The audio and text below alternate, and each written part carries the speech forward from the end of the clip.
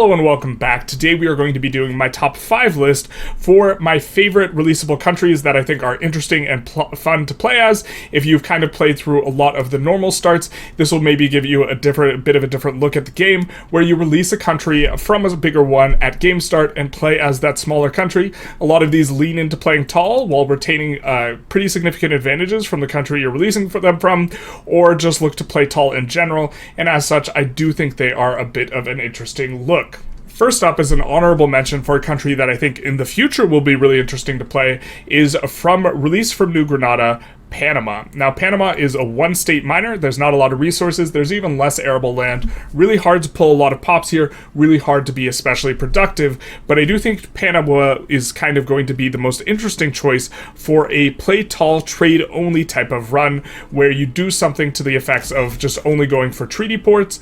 You only have the really small state, and you look to have a bunch of overseas ownership, and you look to lean into trade specifically. Now, the reason why I don't think this is that viable right now is because trade is really weak. But if trade were stronger, and you could buy from some countries and then sell the same good to another and engage in a lot of arbitrage, Panama would be a very interesting choice, because this is the only releasable country, with a single state that has the very, very notable Panama Canal Company, or any canal company, which, while it is hard to maintain the prosperity bonus if you're on laissez-faire, if you can do this, you get 50,000 flat tax income, and with such a small economy, this will represent an enormous boon, which will give you a bit of a playstyle that is quite different. But at this current juncture, seeing as trade is not very good, it would be quite challenging to try and do a Panama one-state-only trade type of run, but this would be an interesting choice as a challenge run that might develop and become a lot better in the future. In 5th place, released from the United States of America, inheriting all their very powerful laws and institutions,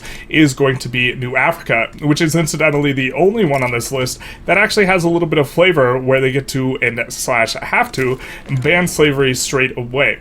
Now, New Africa is going to have an interesting combination of states, having a very powerful state in Alabama, as far as Mappy goes, having iron and coal access, which is going to be quite strong, a few states with various bonuses, some interesting tidbits in the east here, where they are going to have dye plantations, and they are also in the west here going to have 2 Mappy River states, which are going to be pretty good for building tall, and also, just in a general sense, as with kind of all the New World here in America, they're going to have a lot of unused arable land, which is going to be very powerful for attracting migrants. However, they do have an interesting bit of a situation here in New Africa in terms of their primary culture is very unique. Now, as the United States, you can move to accepting both Dixie and African American simultaneously, but New Africa only accepts African American, which is going to give you the Anglophone, culture here, which is going to apply to Scottish, English, Australian, and many of the others here in the Americas in terms of Anglo and Afro Americas of various kinds. But then we are also going to have the African heritage here, which means you will not accept a lot of those big European migrants, which is a normal play pattern you get for America, and so New Africa offers a bit of a different challenge, and also some other ways in which you might be able to lean a run, in that you accept all of the African pops, so going after countries/states in Africa, you will be able to accept them easier, and to incorporate faster, which can lead to a bit of an interesting play where you try and play between the 2 continents. Now, it is going to, if you have a really big economy in Africa, be very difficult to maintain convoys here, so you might even have an option if you don't want to end up rumbling with the USA, and which you can do to eventually form the Free States of America if you annex the United States, or they are otherwise removed from the map. You can form the Free States of America, I do believe, as New Africa. Not 100% sure on that, but you are going to maybe want to use the move market capital interaction to be able to move back over to Africa here, where you might want to seat your market capital in the event that you end up growing an enormous economy over here, which maybe gives offer for a little bit of an interesting playthrough with a different play pattern that is pretty unique to New Africa here. Also, starting with the excellent, again, technology, and institutions. Next up in fourth place, released from Russia, we have Ukraine, which is going to have several really strong states and interesting advantages. They have a lot of states that have iron and coal, but they do not have any lead and sulfur, and this is going to be something that you need to solve as time goes on. They are going to have very powerful bonuses on their states and have a very high density of these bonuses. The black soil bonus is going to give you agriculture and plantation throughput. Notably, this applies to subsistence farm, making them a little bit better as a sort of tall mini Russia in terms of how they play.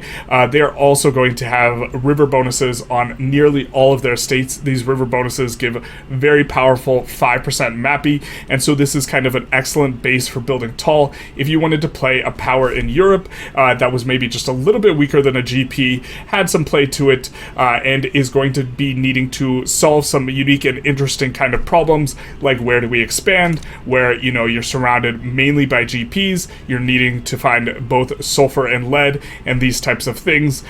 You could try and fight the GPs, you could try and turn the GPs against each other. There are very strong expansion spots all around you in terms of Ukraine, in terms of having really powerful states that you could peel off the GPs if you wanted to try and fight this type of fight, but you could also just look to expand overseas.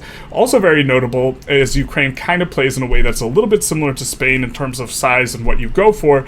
They do have the very, very strong New Russia Limited Company, which is going to allow you to really utilize quite well the advantages and resource availability you have in terms of coal and iron, and so you're going to be able to have a really strong base. This does require that you have Bessemer process, but that's a relatively early tech, and so you can really crank things up and get things off the ground here in Ukraine. Also, very strong amount of logging potentials, really, really resource heavy, build tall bonuses. It's going to feel like a solid mini type of GP, which is maybe up your alley if the GPs just generally feel too strong, but some of the countries other than the GPs just feel too weak. Ukraine strikes a very nice balance. Speaking of good resources, in third place, we have Manchuria, released from Great Qing. So Manchuria, first up, is going to have a much, much worse tech bracket than all the other ones we've covered, but they are going to have some of the very best resources in the entire game in terms of density. Probably the best now that, in terms of releasables, now that Perm is no longer releasable, they are going to have an enormous amount of coal and iron, a little bit of lead, and an enormous amount of logging potentials. But the really big thing to write home about is going to be a whopping 30 total gold. We have 18 appearing in North Heilongjiang and also 12 appearing in North Jilin. There might be a little bit more gold in North and South Manchuria. I can't exactly recall, but this is going to be an enormous advantage. You also have quite a bit of pops to work with 14 million, but nothing like you have with a lot of these Eastern pops or Eastern nations. This is going to play a little bit like Korea or Japan in some sense, but you are also going to have the Manchu as your primary culture, which is going to have the Sinosphere cultural trait, which is going to accept Han. So if you wanted to play either as Manchuria as your kind of island base of operations, a little bit like Japan, and expand into the likes of Southeast Asia, you can, but you could also just go for Great Qing straight away, getting help from Great Britain in order to go after Beijing, get the Forbidden City, have a huge boost to your authority and legitimacy, and do it from a place of kind of playing more tallish than a feel that you get with China. Incidentally, after you remove Great Qing entirely from the map with the Manchu primary culture, you can form Qing, and this can be an interesting objective for the overall run, while you are still starting much smaller and having a little bit of more interesting moves and dynamics that you need to play out of North Jilin as you look to slowly expand out of this region, or Manchuria rather, not just North Jilin, but this is going to be one of the states you have. Manchuria is going to be very, very nice from the perspective of resources if you wanted to play someone with that was a little bit more backward. Next up in second place, we have the state in terms of releasables that is the absolute best single state in California if you wanted to look to play tall and have a bit of a challenge run as a single state. Already available in vanilla is Texas, which is reasonable on this front as well, but California is going to have amazing resources. Not appearing here are 50 oil and 12 gold, which will appear later, which is the main basis upon you having really excellent resources, but having sulfur and iron is really good. as well as pretty solid arable land, which does have a positive agriculture and plantations throughput. Really big agriculture and plantations throughput is going to be quite nice, especially as you have access to cotton. What you do have in terms of a disadvantage that's not as nice is this negative state construction efficiency, but if you're playing tall, you can offset this with decrees, and you'll want to stack a bunch of decrees, look to work on migration, and try and attract as many pops to California as possible as the basis of a bit of an interesting run. I take it all back when I said New Africa can form the free states of America. Apparently getting rid of slavery wasn't free enough, but you can form the free states of America here as California as well as an alternative objective. If you're looking for a more challenging sort of segue into playing the USA, starting out as merely California would be an interesting way to do this as well. And so California is going to be a good shout if you either wanted a really hard USA start, or if you wanted to be kind of playing a single state. You are also notably, trade is a little bit rough in this patch. It's hard to do really high volumes of trade, and one advantage that California is going to have, and is often a reasonable reason to take it, especially because it starts out with very little pop, and so it's not a lot of infamy to take at game start, is you will be adjacent to Mexico's market, fairly big market, the UK's market, at least as long as the Columbia District belongs to them, which they will lose oftentimes, and also potentially the USA's market. If you can be adjacent to all of these, this is quite nice. You're not that far from Russia's market, and so this gives you an interesting position, especially because playing on the west coast of the United States, often you're only kind of really doing this if you're playing Mexico/USA, and this is definitely a much smaller nation to play as, and so it'll give like an interesting sort of perspective where you can kind of expand into Indonesia as well as you're looking to get overseas, and maybe this makes sense in terms of the trade routes connection and give you a little bit of a different look, rather than just looking at Europe most of the time. You can instead look at sunny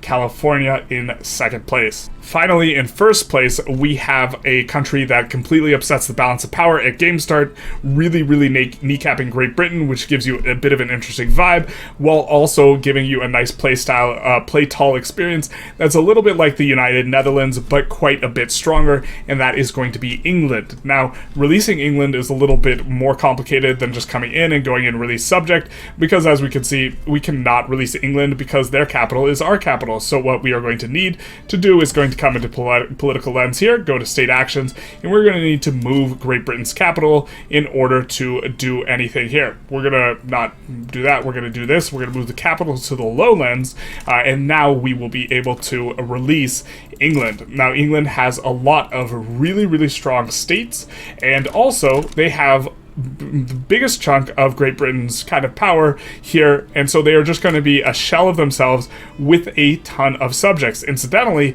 playing Great Britain in this way might be interesting if you wanted to kind of just have the subjects. You can even move your capital somewhere else, release Ireland, just play a really tall Scotland, something like this, with all of the Great British subjects, and look to see what you can cook up. But focusing in on England here, we are going to have a lot of really tremendously powerful states in Lancashire, having enormous amounts of resources. Yorkshire, same deal, a little bit of lead. Midlands, filling things out with the sulfur. And then you are going to have East Anglia having a little bit. We're going to have the home counties, which has the very interesting distinction of having over 100 financial districts in it at game start, a lot of overseas stuff, and so this is going to give you a really large kind of economy basis, despite not having subjects here. Really cranking up enormous investment pool contribution, allows you to expand construction right straight away, and then we kind of have the additional West County, which incidentally, if you wanted to play as a smaller version of England, you can move Great Britain's capital to West County, for example, and just release the 5 states. This will give you a really strong base to attract migrants because you have a lower number of states and you can push a bunch of edicts in them as well, and so this can give an interesting sort of play style. As some of the other options we've shown so far, you are going to have access to a unique company that is going to be iron, lead, and steel, which is going to be the down here, Baklavan and Co. It is going to require Bessemer process. Again, that's not too deep into the game, and so this can allow you to have a bit of a tall play style.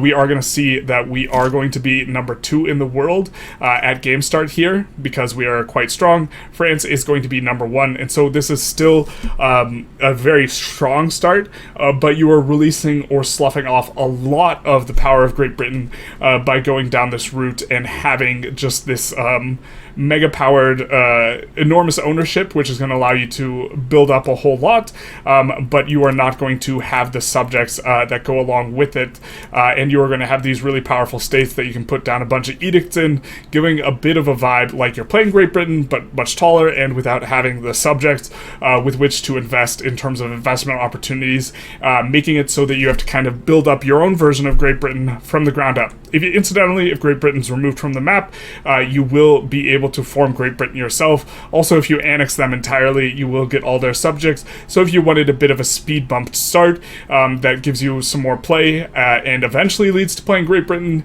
England is a bit of an interesting shout. Also, you can just do this if you wanted to have a little bit of a different opening in terms of having the showdown between England and Great Britain, maybe just playing a different country entirely, just having a little bit of a different shakeup. You can also do a slightly different shakeup if you wanted to make France weaker as well. This is somewhat similar, but you can also release Occitania. I don't think Occitania is as interesting to play, but this is a very similar vibe in terms of shaking up the start by releasing a very big nation out from underneath one of the 2 bigger starting GPs. Anyways, I hope you enjoyed this video. If you did, please feel free to like, comment, subscribe, do the YouTube algorithm thing. And also, if you have any ideas for top lists that you are interested in, please feel free to put them down in the comments below. If one of those gets upvoted a lot, I will do it. And other than that, y'all have a good one.